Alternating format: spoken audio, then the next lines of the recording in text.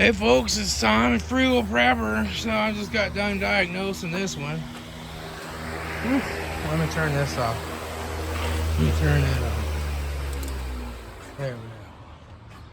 So this one is, let me start it up and you can hear it. So it's got a plugged cat.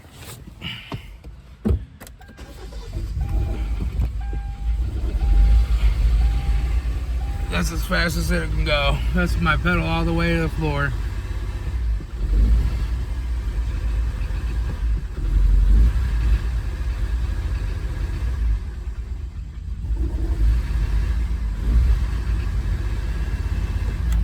So it's also smoking. It's burning oil like crazy. It was smoking even worse than that. It's smoking like crazy. Got a little bit of a tap. Look at that. Right in here. Right in here is the tap. So let me tell you how I diagnosed this one.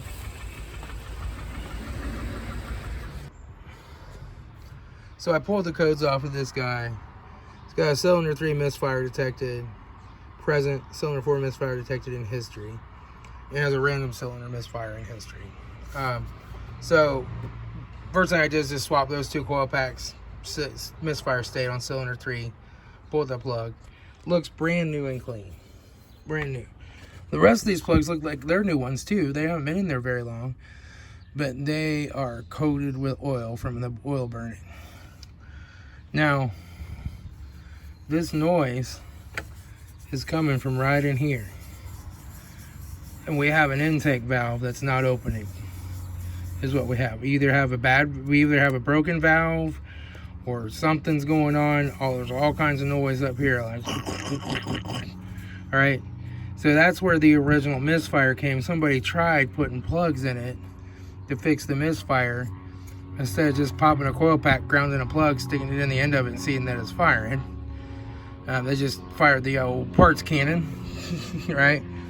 And so I think that it still had a misfire and they were probably driving it with the misfire.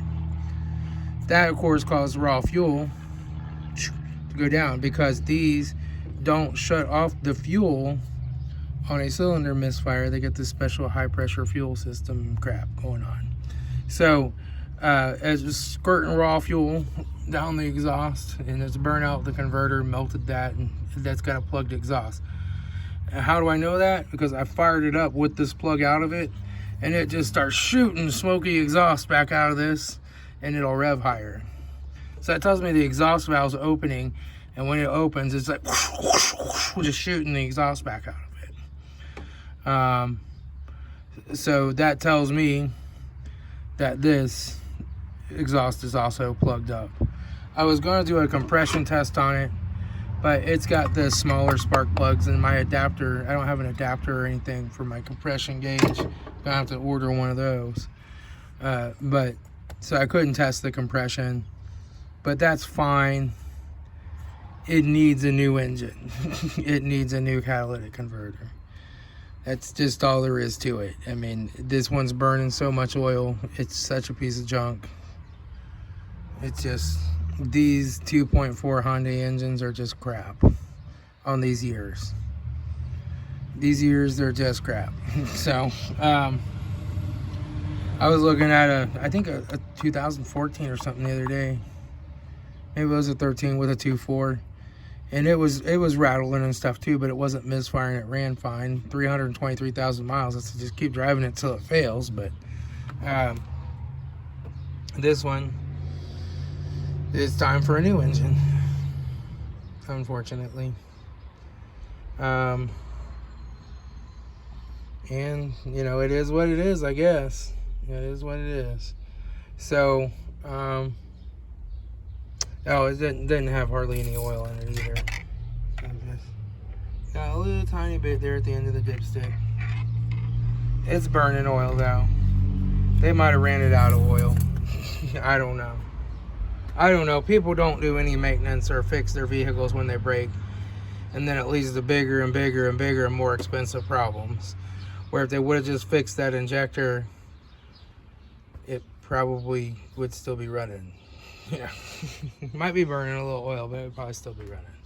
And if they would check their oil, they probably wouldn't have ran it out of oil and smoked the rings in it as well. So, you know, gotta check your oil when you get gas, and you gotta fix the things that are broken, or that can lead to more money, lots more money. Oh, so that's another one diagnosed. I'm going to get a hold of my friend who does all the heavy line mechanic work, really good, and see if he's got a used engine in the yard for this, and how much he would want to change one. My experience is these engines are quite expensive to find a good used one because they're such a common failure. And by the time you put, you know, $3,000 in an engine change at minimum and another $1,000 in a converter, you still could have a transmission go. You know, I'll leave that up to the customer, but I know that I wouldn't fix this vehicle. It would go to the junkyard and I would buy a better vehicle that's not got these common issues. Anyway, put an alternator in that Hyundai. That's an 08. That's a good one.